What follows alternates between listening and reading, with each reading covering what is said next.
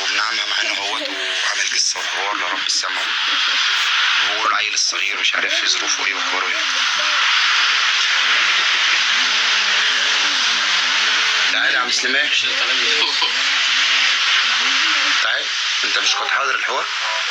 الناس كانوا عاوزوا يجولك بس احنا ايه يا مرحبا يا عم مش عارفين نرد العروسه ايه. هتوافق البنت هتنجيبها هنا ولا ايه رايك يا عروسه؟ معاها؟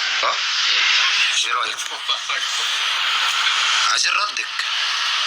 مش نفرحها يعني عروسه رد علينا. رد ولا ايه؟ ايه رايك انت؟ لا رايي مش نجيبها ولا ايش؟ ها؟ نجيبها؟ انا لسه داخله. طب معلش هنعمل ايه؟ انا لسه ما كان قلت خلاص يلا. لا يا عم.